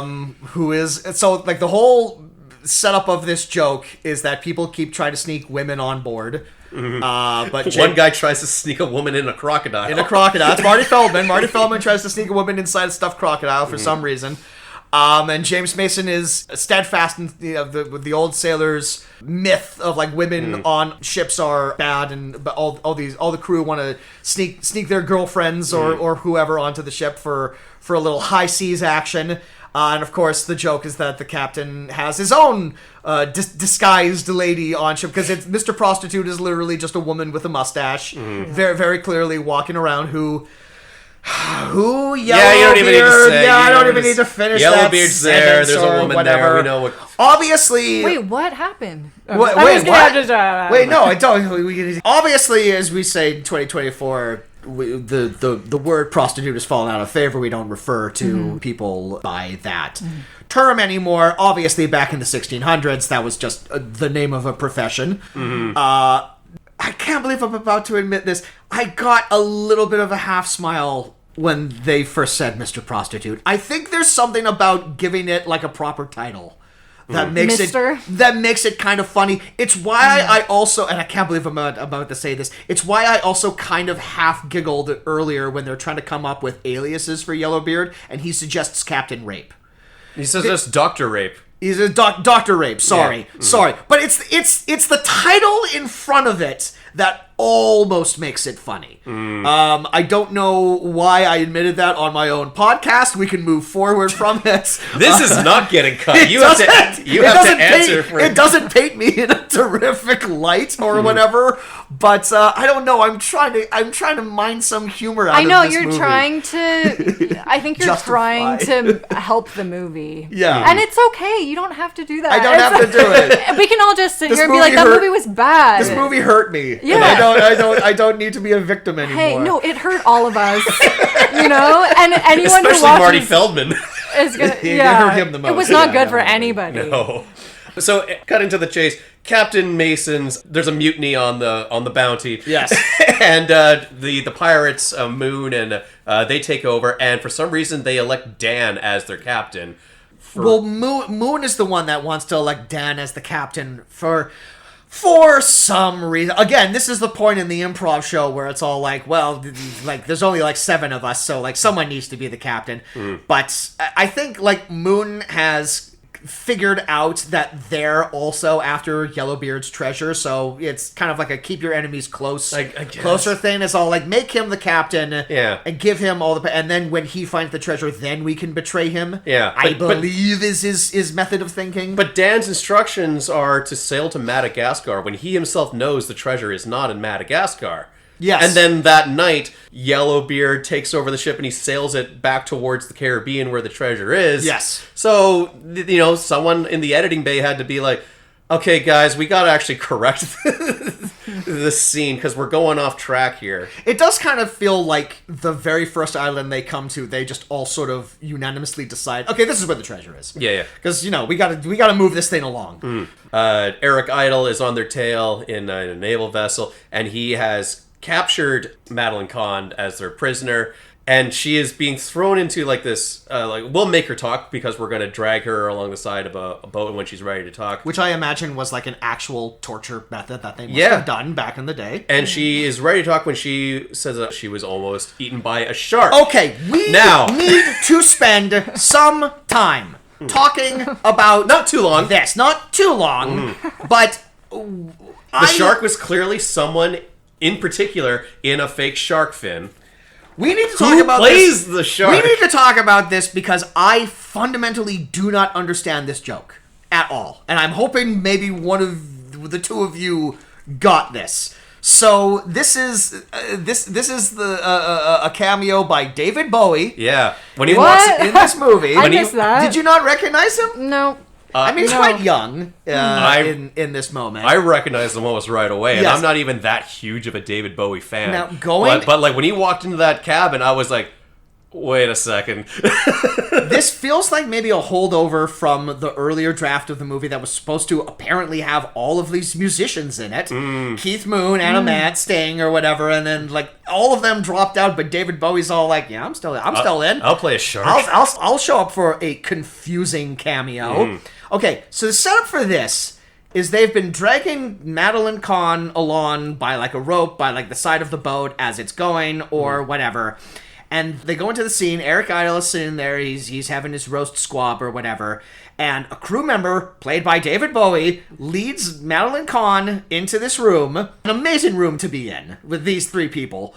But Eric Idle's all like, are you ready to talk? And Madeline Kahn says, yes, I think the thing that convinced me the most was the shark. But she's saying it kind of coyly, like she has like a secret or something. And then Eric Idle's all like, thank you, Seaman, you can leave now. And David Bowie turns around and he has a big rubber shark fin on his back. And then he turns around to Eric Idle and says, I'll meet you in the pump room later. And Eric Idle's like, shh, go, get out of here. And he leaves. What was the joke of the scene, Jameson? What was the gag? Is the inference that David Bowie swam alongside Madeline Kahn with the shark fin on his back? With the shark fin on his back. and she legitimately scared her because it seemed like something naughty was going on between the two of them. And then at the end of the scene, it felt like something maybe naughty was going on between Bowie and Eric Idle. I don't know if that's what I'm reading into, but that was the vibe that I got. And maybe it's just because none of them were really committed to the comedy of the scene and they weren't really playing it that way.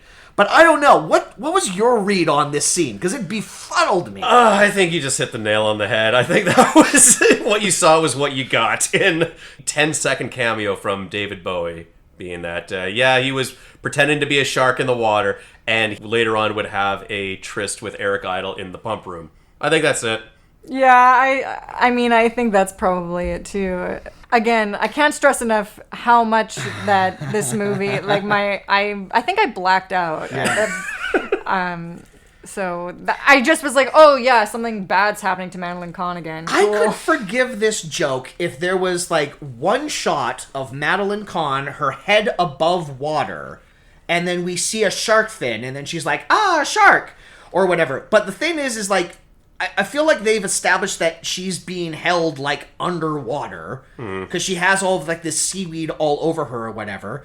But it just doesn't make any sense. Was Bowie in like a full shark costume earlier? No, he was just wearing the fin. He was just wearing the fin. So how did she think he was a shark? She never saw the rest of his movie body. Sharks do that all the time. But then he's wearing the fin in the sea. I don't know. This thing just confused the hell out of me. She's under the water. Oh. Yeah. So, right? She would have seen his entire body. And if he's in the water, I mean, just the rubber fin on a shark, when people do that, it only fools people above the surface of the water. Right. If you were under the water getting dragged by a boat, for example, you're not going to think, oh, there's a shark. That you're going to say, there's a human being. Well, we also have to remember that this is David Bowie playing the shark, and he had just such massive charisma that if he says to you, hey, I'm a shark, baby.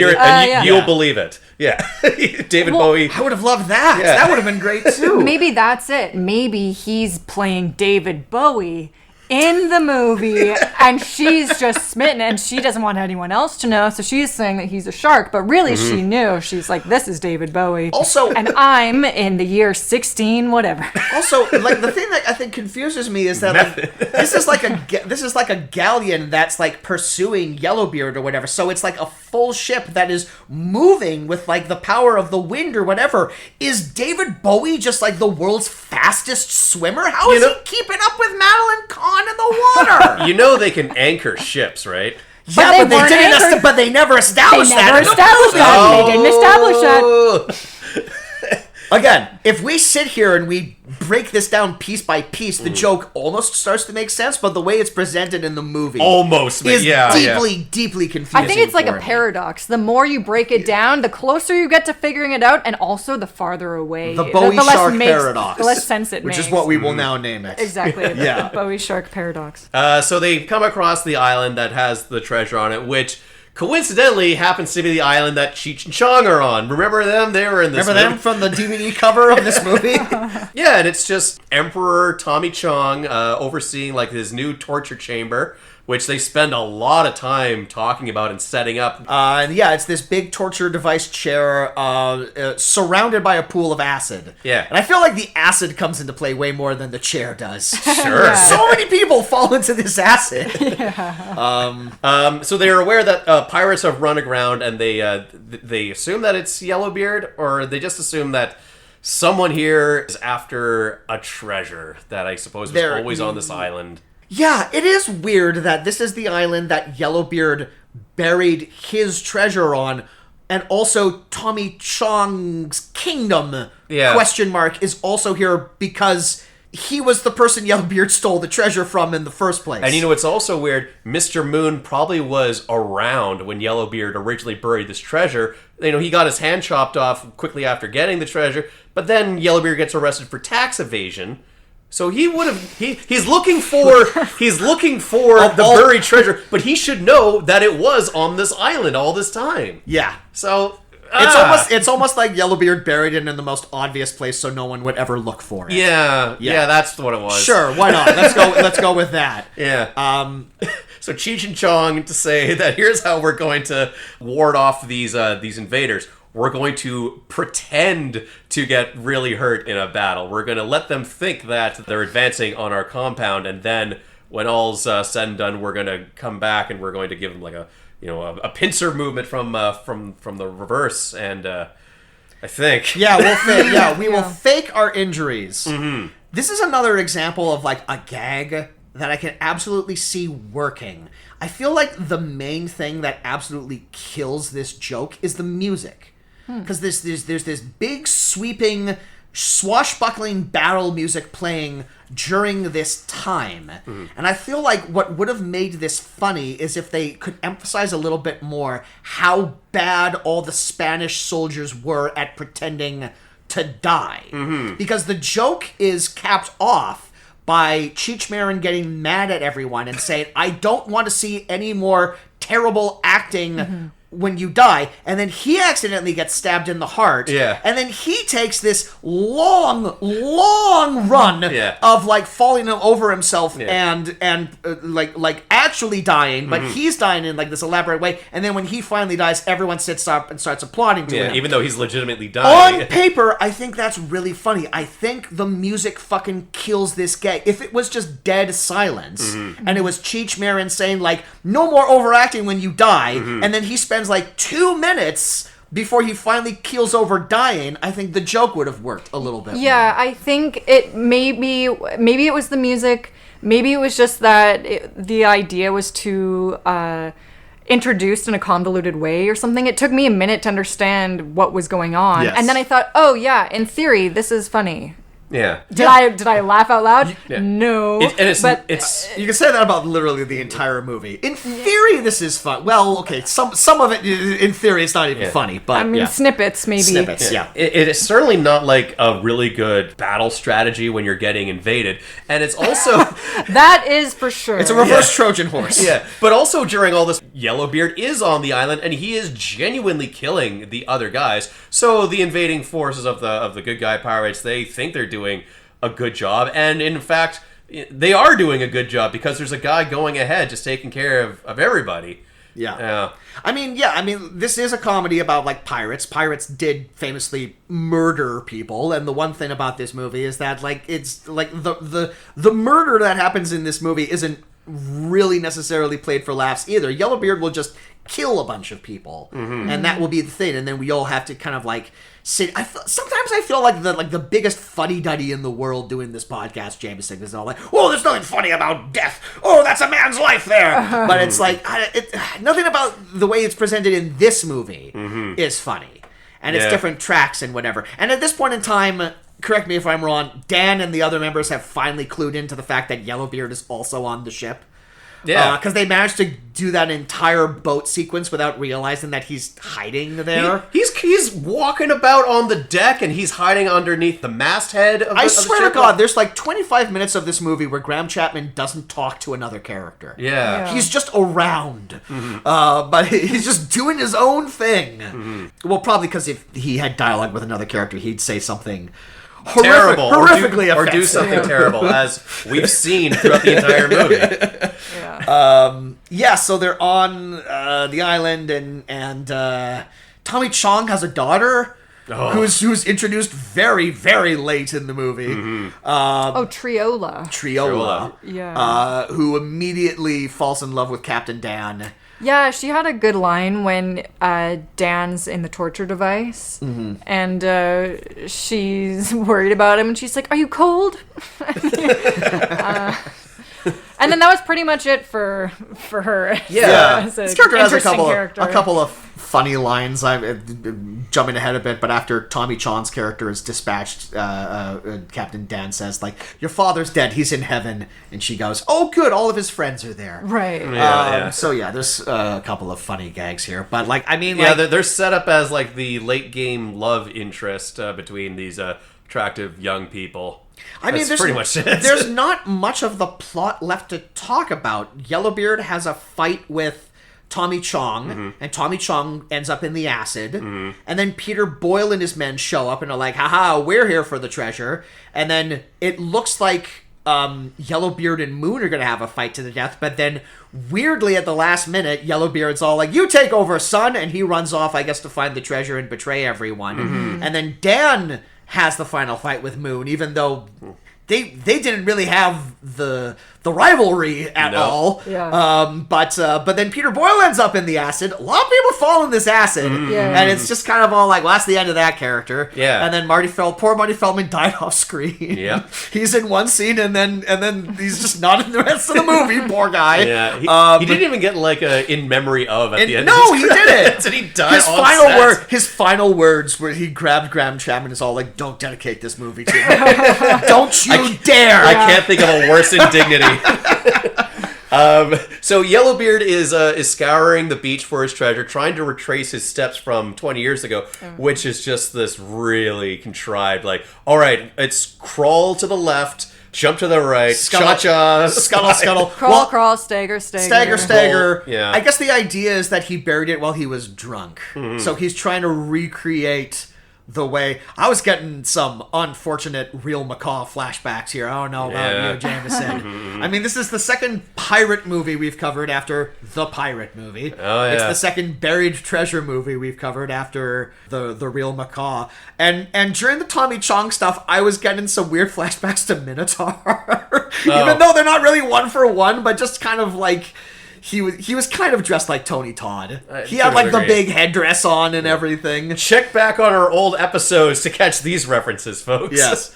But he meets up with Dan, and he's chewing him out like, oh, like, you're no true son of mine. Like, a real Yellowbeard would take to piracy, no problem. You would have betrayed your father by now. This is literally the only time in the entire movie that Yellowbeard has anything close to like a human moment. Or depth. Or depth. Or anything like this. Yes. Because I feel like the joke is that we as the audience are very aware of the fact that Dan isn't Yellowbeard's biological kid. I think Madeline Kahn said that to get him to dig up the treasure or something, because he doesn't have yellow hair. He very clearly is not, which would have made the casting of Sting confusing. Yeah. Because Sting does look like he maybe could be related to Yellowbeard. A little bit. Maybe, but that would require the viewer to really think about what they're seeing. Yeah. And which, as we've established, is a mistake. Yeah. You don't want to do that. Thinking goes to die in this movie. Yellowbeard finally effortlessly scalps Dan. Yeah, with not in like a violent in a graphic way, but he just like does like a swing of his a terribly edited moment where he swings his sword, and now he's got like a weird bald yarmulke on his head. and the bald cap is like pure white. It's not remotely his skin color. It's just white, which I guess it would have been because it would have been covered from the but still. And they are like steps away from where the treasure is buried from there. Luckily, the treasure is just over there. And then in one cut, everyone is around the treasure. Madeline Kahn is showing up with Eric Idle, and there's this absolute dearth of laughter of a scene where she's doing like the step, stagger thing, and then Eric Idle and all of his men do it too, even though that's not how that works, but like whatever. It's funny seeing a group of people do all that, I suppose. Yeah. I mean, I thought that's the idea behind it. I thought it was funny when Graham Chapman did it, and then I don't think that the joke needed to be done more. No. Although Madeline Kahn did do a good job of it, I think, and so whatever. Because she's great when she does anything. Yeah, exactly. Like, she was the only person whose like character choices were funny. The only character that I think was played well. Yeah. I mean, like, the thing about Madeline Kahn is, like, she always sort of brings this chaotic energy to whatever she does. It's hard. God. Here's the other thing, Jameson. We could go down, like, the cast list of this movie. We could do, like, episodes on each one of them individually. I'd love to do an episode on Madeline Kahn. What's stopping us? And talk absolutely nothing. I'd love to talk about, like, the too short career that she had in Hollywood. But, if Yellowbeard was about her, you know, or even if she played Yellowbeard, or you know, that's a take. That's absolutely a take. The movie probably would have been better, more enjoyable to watch at least because she's so charming. Or just had like one female character with any agency. You know, give me at least one. Absolutely. You know? Can I have one? Yeah. Yeah. Come on, Graham Chapman, get your head The in the thing game. is just like the way Graham Chapman is playing this character, you don't want any female characters around him because you know what the result is going to be. Yeah. So you want to actually keep women as far away from him as possible. Right. So right before Eric Idle shows up, all the good guys are celebrating having... Good guys. relatively speaking, our protagonist and Dan, they unearth the Trevor. They're all high-fiving, they're all hugging or whatever, and Dan inadvertently stabs Yellowbeard and fatally wounds him. And Yellowbeard has never been more proud. Yeah, he's just like, you did betray me. You are a Yellowbeard after all. Yeah. And if the movie had ended here, I actually thought it would have been far superior than what we ended up getting. I was shocked that, like, oh, so the title character is now dead, but there's still there's like 5 minutes left of the movie, and then I'm like, most of those are credits. So the ending is gonna be that Dan inherits the mantle of Captain Yellowbeard or whatever. Like because Eric Idle steals the treasure, takes it aboard his ship. Triola turns out to be a bit of a gold digger. She goes where the money is. Yeah, she's like, well, no, I'm not attracted. I mean, to they you literally anymore. dag for gold, not dag. Dag, Dag dug, for gold. dugged. You like dags? Yeah. Yeah. So Eric Idle takes the treasure back onto the ship with him, and then they are besieged by the pirate crew again, which includes the elderly doctor, that elderly lord, Dan, and Yellowbeard, who turns out to not have died. He's fine, folks. But they, to their credit, they did explain that earlier when he says, us Yellowbeards are never more dangerous than when we're dead. So it's all to their credit, they did in fact set up that very, very dumb last-minute plot twist. And then they steal the gold back from Eric Idle, and the movie just hard cut ends. Yep. Just much like Splitting Heirs, this movie can't wait to be over and done with. Check out our episode on Splitting Heirs to get that joke, kids. And then thankfully that is the end of this movie. Was there anything we missed? Was there anything that we went over? Anything you wrote down that you wanted to bring up? No, I think you covered it. I think you went into some real detail about the logic of stuff and how that, like, my notes were like, kicks a child who is in the streets into a hole. Like, cool. That was a moment in the movie. Peter Cook does that. First of all, did anyone else? I looked it up and I didn't see her credited in this. Like, it's this little like beggar girl, and all of her dialogue is clearly ADR'd. She does something where she insults someone earlier, and then Peter Cook is all like, here, I have 3 shillings for you. Oops, I dropped them. And then he kicks her into like an open basement, but I don't remember why. I don't remember the setup. I don't think there was a setup. Yeah. I think she approaches one of them and says, three farthings for a pile of shit. Exactly. Or something. Yeah, three farthings for a pile of shit, and Dan says no, and then she throws poo in his face. That's right. Yeah. Which audience goes wild with laughter. He got a pile of shit for free, so like he should be. He got a deal. He saved 3 shillings there. Yeah. And then the next scene, the other guy goes up to her, and then they have an exchange, and he just kicks her into a hole. Which is weird. And that's the end of it. Which is a weird thing for him to do because he's largely a passive character. He doesn't really do much. No, he's just like this oblivious idiot lord, half sozzled on brandy type lord or whatever. He doesn't really inform the story all that much. He's just like around as all like, well, this is clearly Dan's father. But he's also there. Yeah, no, I didn't get it either. Yeah. One thing that we didn't mention, but I just want to briefly bring up. So we're talking about how they don't really know what to do with the improvised scenes. They're not really on the same page with anything. There was a very expensive, fully improvised scene on the ships when they have the gun battle. You know, the one galleon that the pirates are on are behind Eric Idle's ship, and he's like, okay, well, we're gonna raise the French flag so that they'll ignore us and they'll just sail right past us because they got no beef with us. But then Dan sees the French flag and he says, cannons away, we gotta attack the ship. And Eric Idle's like, okay, well, we're going to fire back, but we can't damage them because they need to lead us to the treasure, so aim the cannons, off target. And I'm just like, they don't know what to do with this scene, but it's such an elaborate scene. So, why include that whatsoever? Why do a gun battle? And if the idea is that you have to let them bypass each other, just let them bypass you. Why set up, getting these two ships on open water, these two massive, expensive classic galleons side by side, and film it in a way where you could, conceivably shoot a naval gun battle? It's I know you're gonna hurt yourself trying to understand why they made the choices in this movie that they did. There's no point. Don't worry about it. Just we do a show, so we have to stretch the runtime. If you're doing a pirate movie, you need to have at least a couple of scenes of like ships firing cannons, because that's largely what pirates did back in the day. But it's like they didn't really write a joke around it. They just put like this earnest the sea battle in the middle of it. I just want to talk about like one bit of trivia that I see on IMDb that I'm suspicious about. This might be a story that comes from one of the books written about this movie, but apparently, according to the IMDb, Martin Hewitt, the actor who plays Dan, Graham Chapman, and David Bowie all went out on the town one night driving around in a Jeep drunk.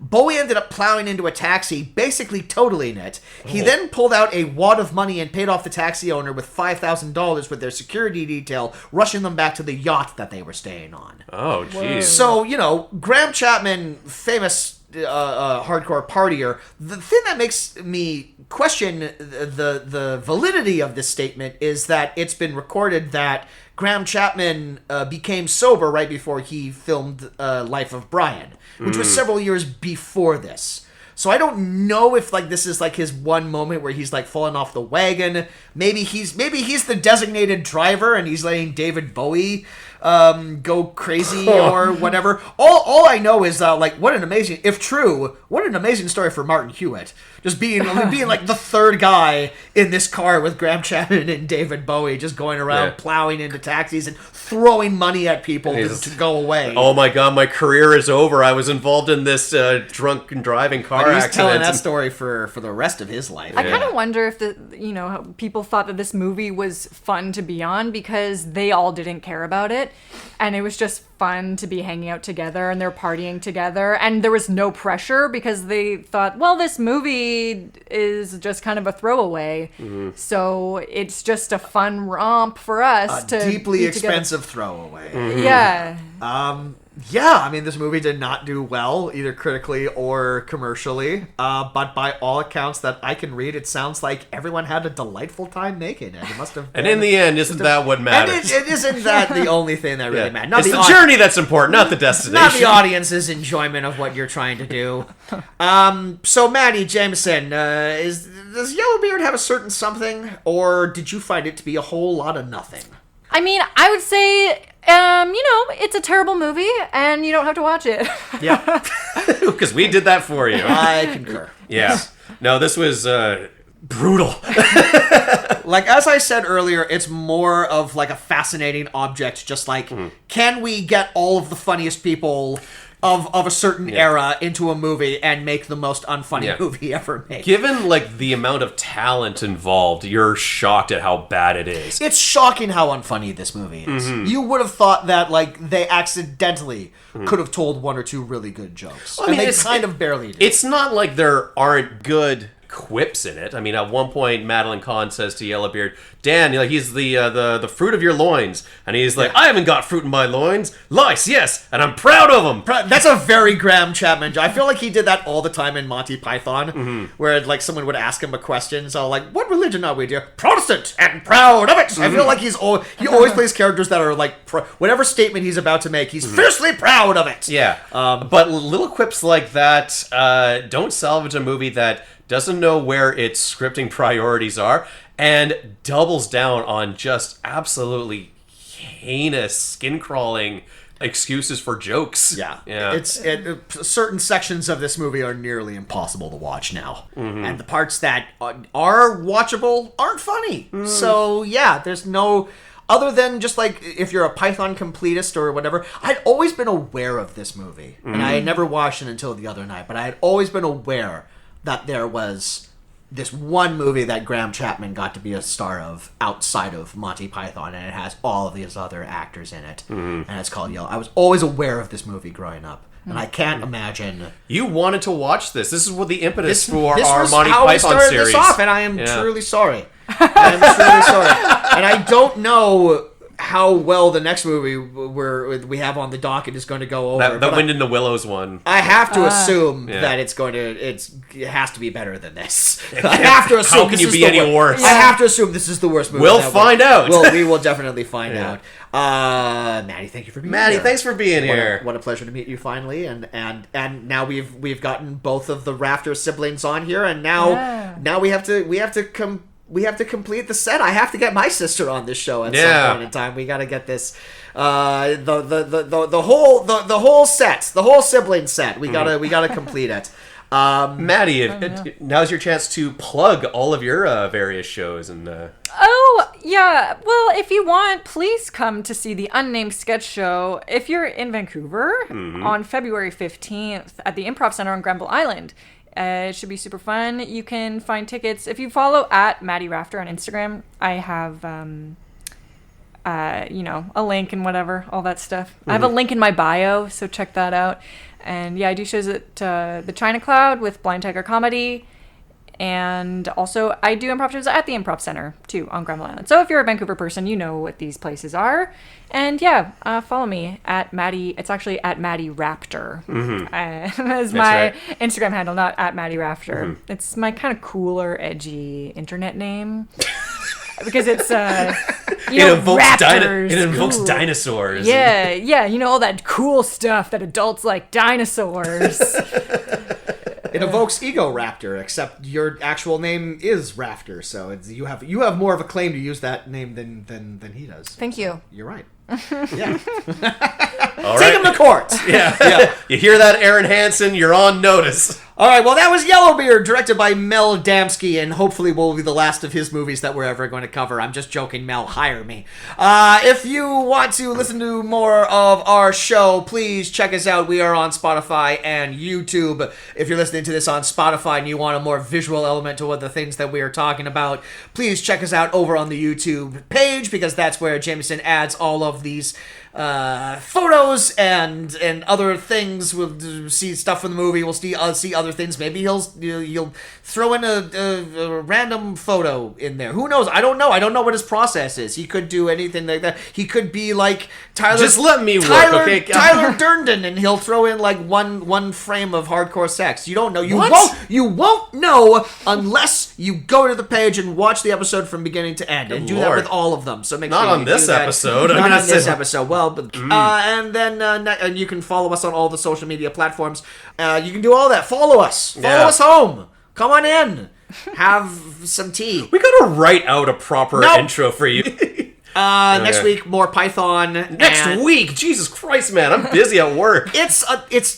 Next episode. We've understood that when I say next week or whatever and stuff like that, it's really like a month from now. Like, we're not following like the time frame or whatever. It's just I'm trying to make us sound like a real podcast, Jameson. All right.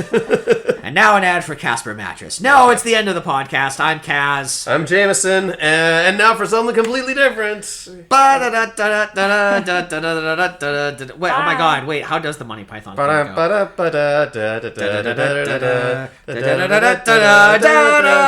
We got it. Did you know that like that song has been retired across all military bands? Probably, yeah, because people can't stop laughing. All it invokes is the Monty Python thing, yeah. And they're too worried about a big old foot coming down out of the sky and squashing them. All right, later, everybody.